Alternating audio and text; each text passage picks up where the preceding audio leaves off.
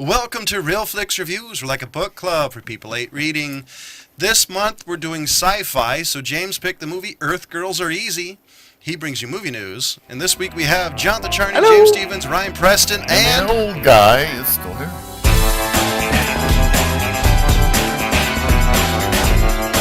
So, who wants to go first? Because if nobody goes first, I will go first. Go, John. You're welcome. This movie is video pollution. If it got any worse, it'd be declared a Superfund site. Is that the best you could do? This movie is god-awful. The only saving grace is the fact I'm a Jeff Goldblum and Gina Davis fan. The most redeeming actors out of this whole movie. You really expected acting out of this? I did. And I, of course, was I've seen seriously disappointed. You know the worst thing? The worst thing about the whole thing, I've actually seen this before and forgot how bad it was. So apparently when I was a kid, I thought this was a decent movie. Oh my god. Okay. I got one comment to all you haters. It's better than Cool World. Not by much. I mean, that's not saying. No, that's not saying nada. But John, let me allow me to co-sign something you said just a second ago for a minute. I saw this movie a long time ago also, and kind of looked forward to I remember this being a fun sort of movie. Look back on it kind of fondly, and then started watching it, and I got 10 minutes into it and wanted to kill the 11-year-old version of myself. Right? I'm so with you because I'm not sure I made 10 minutes. All of a sudden, Ryan wanted to be the butterfly effect. Oh, it was awful. Now, I had forgotten about most of the... Because I was with Ryan on this one. I had watched... Last time I'd seen it was a long time ago. Really long time ago. Enough. And there was some things that I was like, oh, I remember that. And then it's like, you get there and it's like, wait a minute, what? Where was the fun? Like Ryan said, where was the fun? Yeah. So, I forgot that there was that many song and dance scenes. Did you, Ryan? Tell me about it. What's going on there? See, I don't remember there being singing at all in this movie. When I saw it, I'm like, oh my god, not only is it like the 80s threw up and made a videotape, there's singing involved. And the one thing I do gotta say, I did remember the one where Gina Davis is going around bashing all this crap and destroying everything, and that was kind of still fun for me. Now, the fun part for me was looking at them in the cars and being like, I remember when seatbelt laws were like that. Right? Yeah. Yeah, there was a few things that was like, oh yeah, that's why we try to forget that decade. Yeah. A few? Chief among them, I blocked out a lot more than I thought I did. Man, Same here. watching that movie brought back some. Apparently, I was in a fugue state for many of the years of my life. But the thing that struck me the most, and I even brought this up to my girlfriend. She walked in on me an hour into watching it. Poor thing.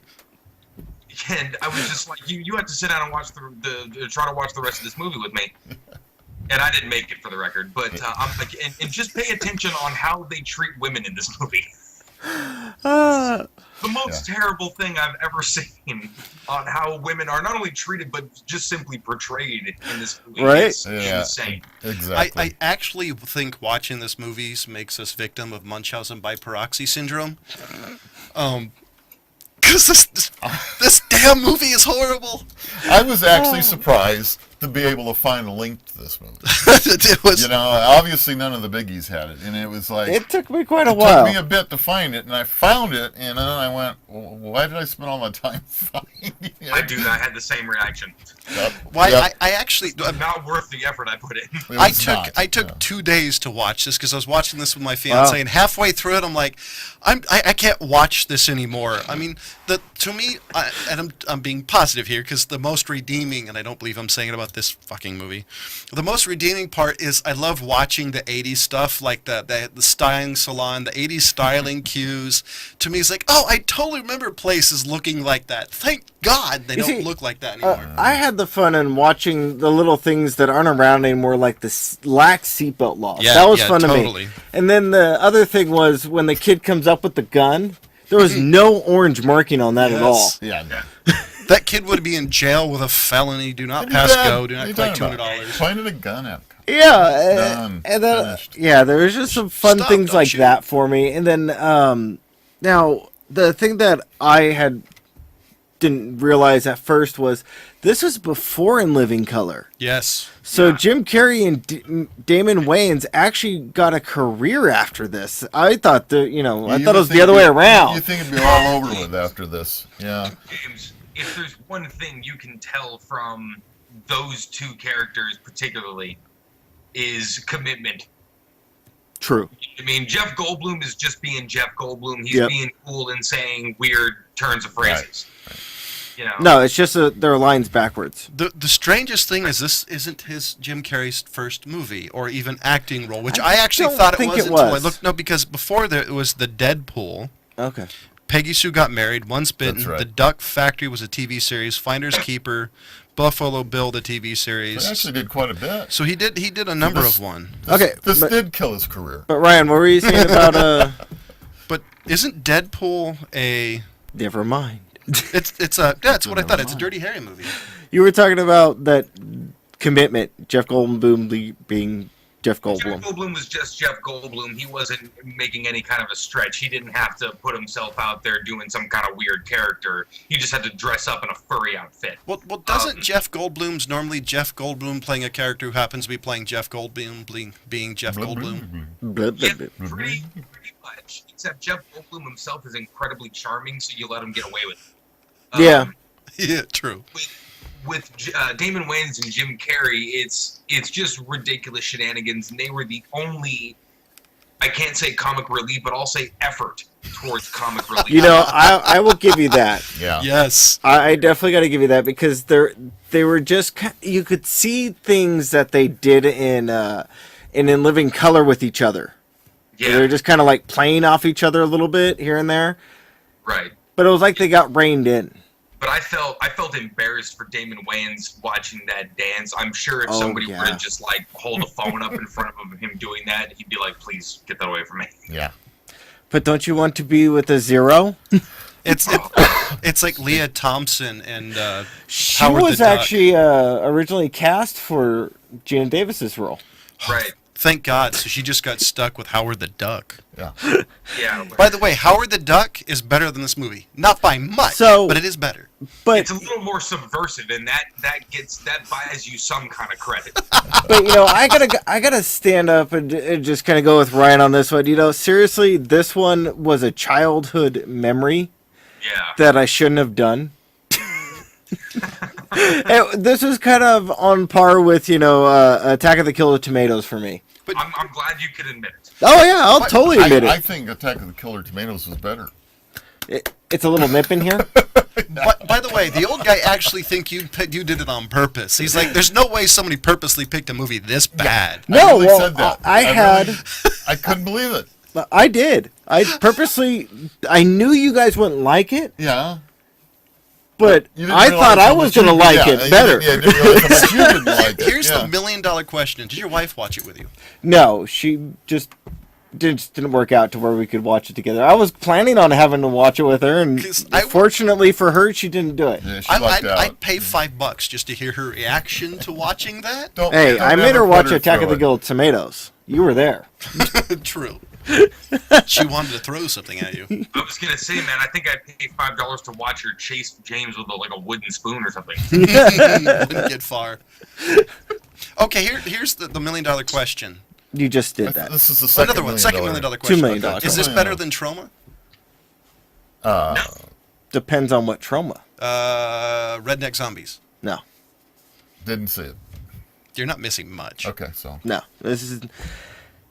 I don't know. So was there any redeeming thing to anybody else? Because I know James and I kind of gave what we thought was the redeeming value, because I really loved the styling cues. James really loved the laws. I Love? think it was abysmal at Laws. the time. There's something you liked? I wouldn't I'm go being with generous. loved, but I'm being very generous. yeah, Maybe very. the I'm gonna pastel give him colors? I don't think I used the word love. Hey, I enjoyed. The I pastel enjoyed blue. seeing that. There you yeah. go. Pastel blue is the best thing in the Slightly movie. amused. whelmed. Got a raised eyebrow. So I was whelmed. Ryan? The only way I could enjoy this movie is if I was having some kind of sociology study where I was observing the group observing the movie. You know what? Are really stoned. There are some parts of this movie, like her little dream sequence, that I was like, man, that would really screw you up if you were on acid. By the way, that dream sequence was actually the best acted scene of the entire movie. Are you talking about the Total Recall girl? No, the Gina Davis, when she was, after she did the dirty deed with Jeff Goldblum, the whole aliens are coming to attack the globe. I thought that was the best acted scene in the entire thing. By the way, you know what was interesting about Gina Davis is that having watched a little bit of this, and she's been on Grey's Anatomy, which we've been watching. I haven't. What, like 5 seasons. She's going to die in it Okay. anyway. But my train of thought was Spoiler. how Right? well, yeah. Well, everybody knows it. She's got this I good didn't. tumor. Oh, okay. Anyway, how well she's actually held up. I mean, she's still a very good actress. Yeah, I was looking at the And, picture. yeah, and I was quite impressed. She's done a lot of amazing movies, actually, because one of the ones is She looked a Beetlejuice, little Thelma and anorexic Louise. in this film, though. Well, this was very young for her, and she Yeah, may have been that way. I think she's thin naturally. But she's Okay. she's done a ton of amazing movies. I mean, right off the top, you got Beetlejuice, Thelma and Louise, The Fly, A League of Their Own, I wonder if she's Cutthroat going to Island. make a new appearance in Beetlejuice. She has to. Yeah, she should. Anyways, Yeah, she should. I mean, so that was the one thing that surprised me because I don't remember being in here. The Long Kiss Goodnight. She's done an Yeah, amazing she's done a amount lot of of movies. stuff. I really Yeah. like her. So she went on, she's been around. and this didn't kill her career. Amazing. Believe it or not, it didn't kill Jim Carrey either, obviously. Unfortunately. No, well, everybody in this movie went on to do other things. I think it was something that somehow people were able to quickly forget about. Overlooked. But I They said, actually- that didn't really happen. I think Yeah. the only thing is I don't think Jim Carrey was able to get away from this style of comedy for a while because there was Ace Ventura. He's always known for that. Well, kind of he goofy kind of got comedy. stuck in there from the goofy roles that he had on in Living In Color. Color, He had yeah. like the Yeah. extremely goofy, Fireman Bill. out there ones that Damon Wayans didn't quite get to. He was mostly known for Homie the Clown out of that. So it was more of a harder. You could change up with that. Jim Carrey was known for being goofy and eccentric. Yeah. So he just played into that for many, many years. And I don't think Paid he off ever. for him. I don't think it's up until like after the Truman Show and was it Majestic Theater and some of the other movies that he was able to get away from that. So I do think this Yeah. kind of stuck him in that role of goofy comedy. I don't think it wasn't this movie's fault. No, you're right. Brand that he was trying to push for a long. We're he was going to a stand- blame one show and one show Yeah. only, and this was it.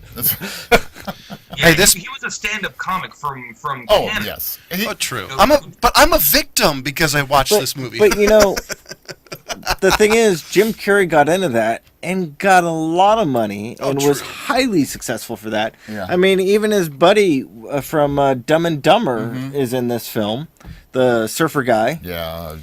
Okay, the most Dumb and amazing thing Dumber. that I forgot who was in here was Larry Linville. Yeah, caught that. He's mainly known for MASH, the TV series, and he was actually an amazing character actor, an actor in general, to play This somebody killed like he did. his career. Well, he died not that much longer. See? Almost did. Yeah, So, Wait, well, Street Fighter killed Raw Julia, so Yeah. yeah, that's true. yeah. because he literally died. Yeah. Yeah. He saw the movie. God rest in peace.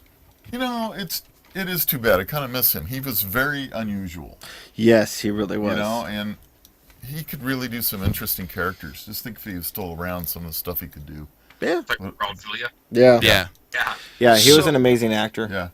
I just remember him as Gomez. That's Yeah. my- Yes. my Yeah. one moment of him is like, oh, that was Gomez. He was when I was like You know 9 what's years old. amazing about that, and it may have been, I kept thinking how much they did with the makeup, making him look, withdrawn and, and all of that. And he was undergoing chemo during the filming of The Addams Family. So And it may have been more natural than we thought. I'm dying to know this, and I'm pretty sure we can guess, but this is going to get rated by everybody. But Rob, you're up. Me first, Yep. 0.5. 0.5 out of 5. And Our going in, first for Very everybody. first. I got a first. going in reversed order, Ryan. Yeah, that kind of nails it, man. Kinda nails it. James? I'm gonna be one of those sticklers and say 1. Wow. Considering it took me 2 days to watch this an hour and 40-minute show movie, 0.5.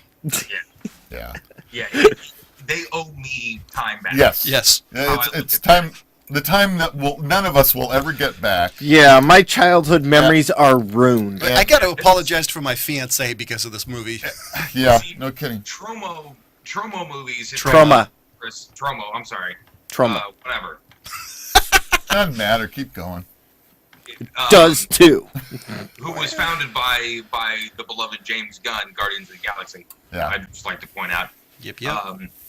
Those movies, from that production company, at the very least are a wash at the end of it. You know what I mean? You sort of gain nothing, you lose nothing. And they're very aware of it, though, too. But you have that memory now. That's all.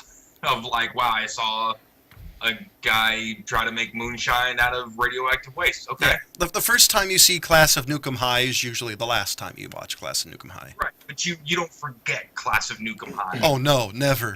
And you don't consider it a time wasted. Not like this movie. No, because everybody has great memories of talking about trauma movies. I don't know anybody who has great movies watching this one. Yeah, right. Yeah. Remember when they did her hair? That was awesomely epic. Makeover. Oi. So we're going to switch to this week's TV show, which was another wash in my humble opinion. Well, not so humble opinion, depending on who you ask. So, Ryan, you're up. Shoot. Okay. I like the cast of characters. I don't know. These shows have almost become like the procedural shows, like Law and Order. And not to say it's not original, it is, but I don't know. It's hard to explain. The premise is good. It's not too lofty. It's kind of high concept. But I don't know. It doesn't land too well. Maybe I've just been inundated with alternative comedy lately. Well, not being one of my shows that I normally would watch. Also, I was a bit confused by it to a certain degree. The acting was over the top, which it was supposed to be. I understand that. The premise, that they're in this little town in Indiana, and they decide that they're going to focus on the park and rec department, which had an amazing amount of people working in it, where even something like the city of Placerville has maybe one person. And that was the other issue. They had a ton of people in this little city, and they just came up with absurd ideas and said, okay, so we're going to come up with an absurd idea. Now, it's funny, make it funny. And Fall funny. It just, to me, it was, at least the episode I watched was too forced. I didn't get the humor. I understood it. I didn't get it. There's a difference. But, it's gone anyway, so. And it ended. I could understand that it has its audience, and I'm sure the audience appreciated it for what it was. But I don't know. I don't know. Welcome to my life. I've actually sat through comedies, watched people laugh, and I'm sitting going, oh, I could see how that was funny. You know what? I agree with Ryan. I can see where there are people. Well, I cracked Ryan. We're rating fucking movies on this show with us here. I feel human emotion. Warmth. I gotta say, I like comedies. Human. I really do. I mean, I give most of these comedy shows a try. Yeah. And this one, I watched, and I didn't even snicker, chuckle, snort, anything. There was no, wait. How about a guffaw? no amusement in this at all. At any point did I find this show amusing. I found things funny, but when it comes down to like awkward type comedy and things like that, I was the guy that got uncomfortable watching the original Meet the Parents with Ben Stiller when he's just a bumbling friggin' moron. I just got uncomfortable. Like, I can't watch people be that weird. This You know. this movie reminded me of like watching the Oscar De La Hoya Pacquiao fight. It was like watching somebody get mugged and trying to laugh at it. This movie is this TV show was horrible. I'm sorry. It's not funny. And here we To are me, in my humble it's opinion. 2015. You're absolutely right. And it's 2015, and we're making fun of every ethnic group we can, and we're putting it on television. We're calling a stupid name Parks and Rec. Actually, And sorry, there was one funny part when they had the Indian guy and he said, "No, I'm from this town. I'm a redneck." That actually made me laugh. right. But that's my point, though. I mean, that's an example of let's bash on, everybody that we can, and it's funny. How is this funny? Man, No, so no, much I for agree. my take on Parks and Rec. So we're gonna switch it up here, and it looks like we might have lost Ryan for a second. Oh, Ryan, We're gonna- Ryan. We're gonna switch it up, and we're gonna switch to a different TV series. And James, I'm gonna hand that over to you. I guess we're gonna be going with House of Cards. You know anything about it? It is, we don't really know much about it That except was for a that it's Ryan about thing, so. And it's a Netflix original. it's about politics. It is a Netflix original. It's been on something that they've been trying to get me to do for a long time, according to them. Here we You go. know, House of Cards. and I'm willing to give it a try. Yeah, I do know? too. So it's a congressman works with his equally conniving wife to extract revenge on the people who betray him. And this is with So, Kevin Spacey. Kevin- This is right. Yeah. Kevin Spacey joint. Kevin Spacey and Michael Giller and Robin Wright. Who actually, I like Robin Wright. Interesting. Not all the characters were in all the episodes. Looks No. like 39 episodes was the total amount. But a lot of these guys that we would recognize are only in so many episodes. That's interesting. So definitely looks something to be Well, interested it's something in. So- interesting since none of us have watched this. I Yeah. haven't seen House of Cards. I'm not sure why. This is my kind of thing. I like this political drama type stuff. I mean, on television right now, we've got a couple of good ones going. Welcome back, Ryan. Madam Secretary and State of Affairs. So I think I can't. I have a hard time believing I missed this one and didn't watch it. So it is available. It's available, I think, right now. Available only on Netflix. Netflix. Maybe some other places, but I know Netflix is the original source. And we're at it. Going to remind you, we do have a Facebook page. Please let us know. Do you love us, hate us? Please pause for the cause and donate some money to Give Old us Guy Tech lots TV, and lots of money. so we can continue to bring excellent in broadcasting. well, at least honesty. we might even give you on-air props. Maybe. Possibly not, but you could try. Yeah, See how much it takes to do that. To quote the Wing Commander Forum, there's a chance we're going to be a little snarky. Walking Dead. The big man So, there. but before we bring movie news, we lost an original member of the Star Trek's TV series, Leonard Nimoy, and I was actually sad. I've always been a big fan of Spock, and Leonard Nimoy is as strange as some of the stuff he's done in the past. So, anybody? You know what's interesting? I watched an interview with him, which there were many shortly after his death, and one of the things that was the Spock symbol. Yeah. Are you guys aware what this really is? Yep. Yes, I do. It's a Jewish symbol, It's a and Jewish blessing that the yeah. rabbi does. and Isn't it?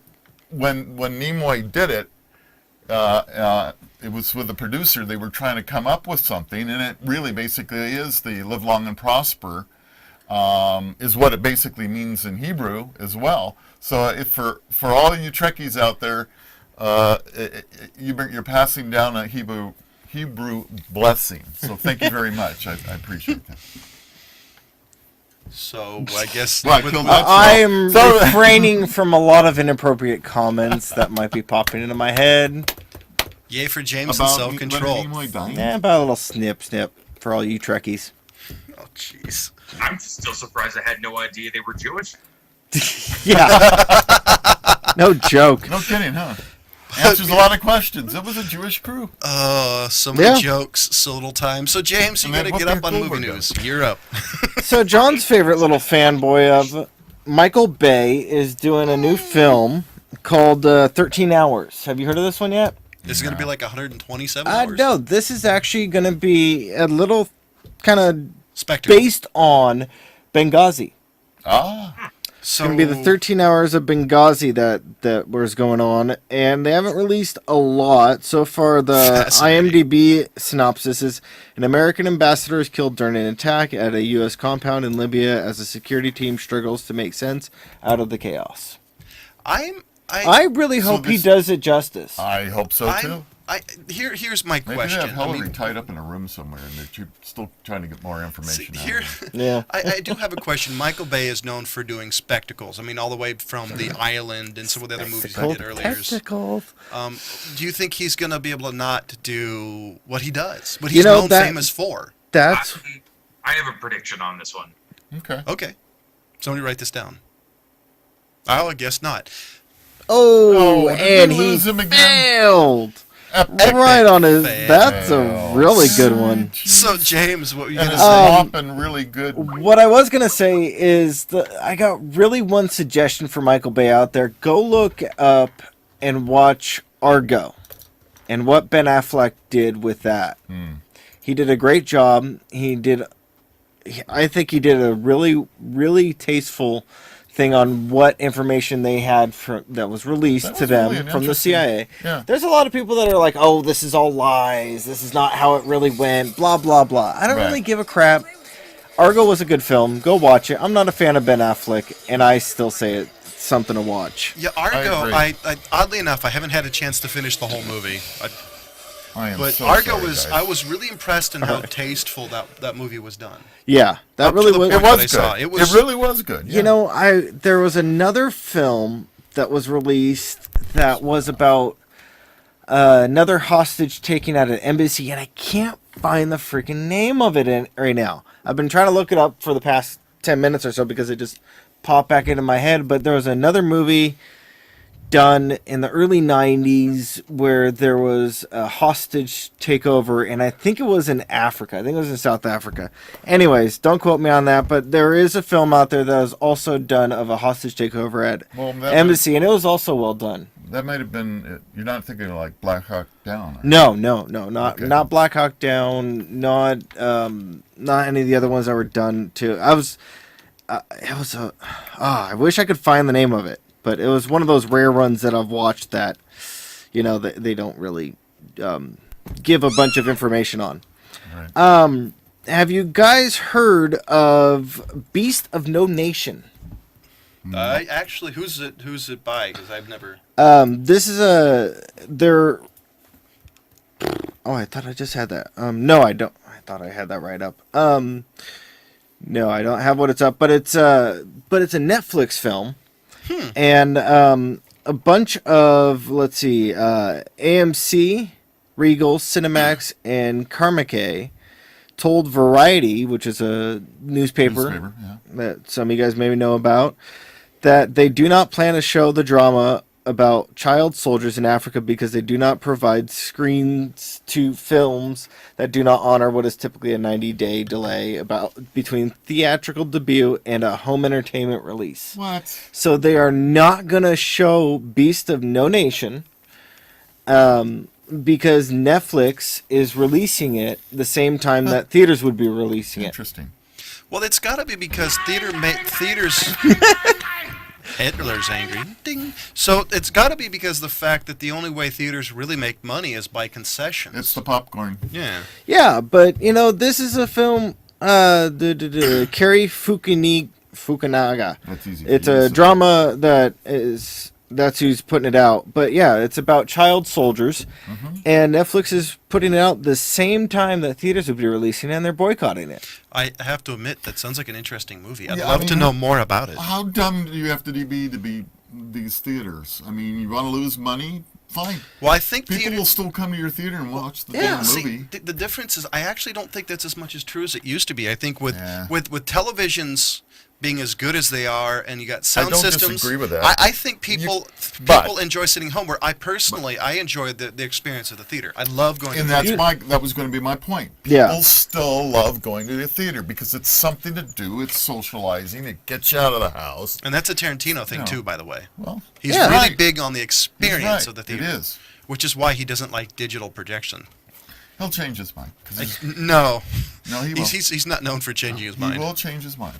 Well, I don't see Tarantino. He has such a eclectic group of fans that Just watch. they won't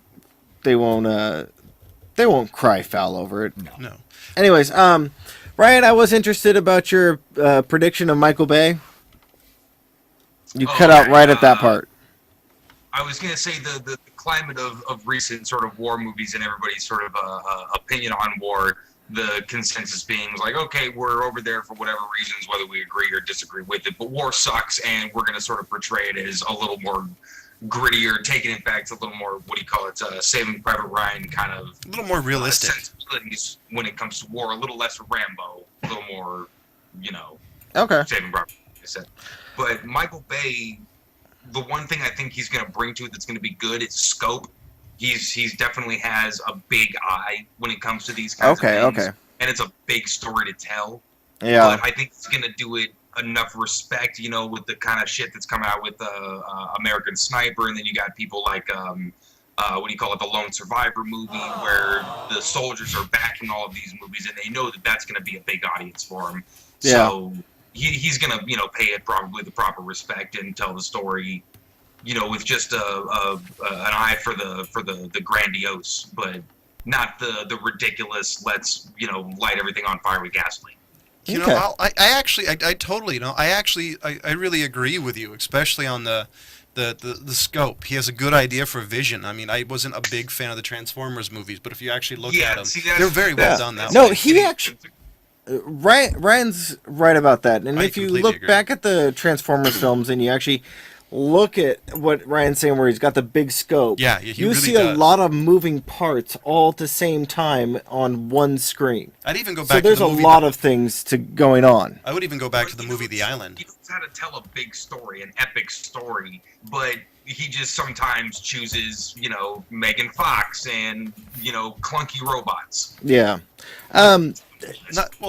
He knew it was a guaranteed payday. I mean, come on, everybody needs some money. Yeah, I want to get this bit of news in real quick. I find it interesting that Ryan brought up Saving Private Ryan. Now, I know pretty much all of us here really love what Tom Hanks has been doing with World War II films. Oh, yeah. And we also have a big fan base of what Spielberg has done with World War II films as well. Oh, yeah. Now, Steven Spielberg and Tom Hanks are stepping into the Cold War. And they're teaming up to do a film called The Bridge of Spies, which is a quote-unquote untitled Cold War thriller. Now, I'm a big fan of what those two have done and what they have done together. Namely, Saving Private Ryan. Yeah. Name it Lee Saving Private Ryan, Band of Brothers. I think this will be interesting. Yeah. So it's a movie, though? Yes, but this is not what you would be expecting. This is more of a spy, cloak and dagger type of thing. And the way that they tell stories, I'm down. So this is just kind of a random off-the-wall question, because a lot of spy movies, you either got, like the modern version of spy movies or the older movies that are a little bit more noir or have that kind of sensibility to it. Yeah. How do you think, I mean, this is a complete guess, how do you think it's going to be done? Is it be more modern, a little more This is old what school? I'm going to read right out to you guys. This is the IMDb synopsis. An American lawyer is recruited by the CIA during the Cold War to help rescue a pilot detained in the Soviet Union. So it's going to be kind of like Well, I was thinking of... Ben Affleck's one. No. Look, I know exactly how this is going to go down. Tom Hanks collects typewriters. Yeah.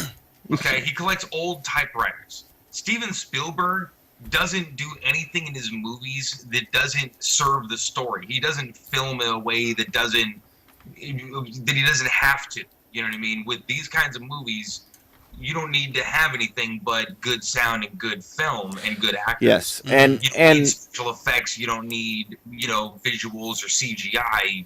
He doesn't need any of it, so he's not going to use it. And what I would throw out is, if you guys have not seen Confessions of a Dangerous Mind, watch that film before you watch this one. We got a cricket in here. Because that will really show you where I think this film's going to go to. Do you agree, Ryan? I would say something, but I think Rob thinks I'm boring. But you've seen Confessions of a Dangerous Mind, right? Yeah, George Clooney. Yeah. Yeah, so that one was one I thought was a really good see, one. That's old school camera tricks, and it looked fancy without using any state of the art gear whatsoever. Yeah. So I'm because of those I'm two, intrigued. I'm interested in it. I'm I really intrigued, is what Yeah, I I'll was watch saying. anything those two do. And last little bit of news. Did you guys hear that Buffy the Vampire Slayer has jumped on board with Star Wars? No, no. Sarah Michelle Gellar. Yeah. Who is she playing? I No. didn't have that piece of information off what the article I I saw. think they're still holding it So- close to the vest. The hardest part with the new Star Wars, since they pretty much threw out most of the extended universe, it's really hard to guess. For me Should personally, be to some guess who kind it's of gonna alien, be. probably. Stick some funny ears. Maybe on she'll be Luke Skywalker's daughter or wife. Now, should I make John feel better? Because I'm really torturing him. I didn't finish what I was saying. Okay. Star Wars Rebels Season 2. John Still. trying to defend it. I actually, I So, like. I yeah, actually she's like going to be a the- voice actor. Stop getting all your panties in a bunch. She's not in the new film. I actually, Sarah Michelle Gellar has done some good things. She It's has. one or two. I would have been interested to see what she would have done, but I actually like the Star Wars Rebels cartoons. Actually, really well done. Yeah, I enjoy that one. It's a I lot like better it better than than Clone Clone Wars, Wars. even though I've watched all Clone Wars, and I like it better than John likes Clone Wars. I can't stand Clone Wars personally. Clone Wars Clones? personally. Yeah, it's a fashion Close show. enough. It's a Star Wars It's a fashion fashion show. He can't talk about Jeff Goldblum. He got a little tongue twisted with that. Well, He's he got so choked- dreamy. He got choked. Well, choked up over that. at least it wasn't as bad of a flop as RoboCock. And Ryan went dead silent. Because we're bashing on me for a good minute. So, Ryan, you there? Yeah, he's there. So next week is Ryan's pick on the sci-fi before he loses connection again. Ryan, what's your pick? Jesus, it's your guys' fault this time. I swear to God. Right. I'm sure everybody recently saw Gravity. The reason that I looked forward to it from the original trailers because I recognized the name of the director. Who I'm sure I'm going to butcher the pronunciation. But Alfonso Cuarón. Whatever. It's Tomato. Spanish name. Right. Anyway. Well, then, in what's your problem, 2000 dude? What are we picking? 2006 made one of the coolest sci-fi movies. It's a little fringe sci-fi, but Children of Men. Oh! Nice. Yeah, good Good choice. This is one I haven't been. This is on my list of stuff to watch personally. He's so- just trying to redeem this show after, we go through Earth Girls Are Easy. Yeah, please. You're Thank welcome. you. Yeah, thank you. Because it's You're all welcome, really people. his fault for making Hey, us you watch gotta this abortion know of what a movie. crap is to know what good movies are, so shut it. You're welcome. This movie's video pollution, folks. So, And sorry, Paula, for the RoboCop thing. so, It's all John's fault. Just, Liar! I seriously doubt she's watching. so I gave Earth Girls Are Easy a 0.5 out of 5 because I can't technically give it a 0. Right. James gave it a 1 out of 5, which means he loves this movie compared to the rest of us. Ryan gave it a 0.5. Rob gave it a 0.5. Very first 0.5 ever.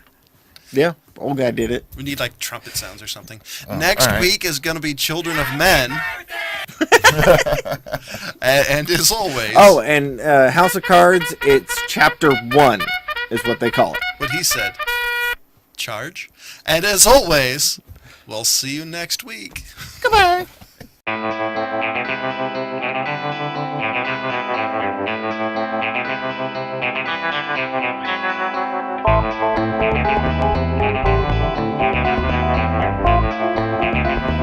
Thank you.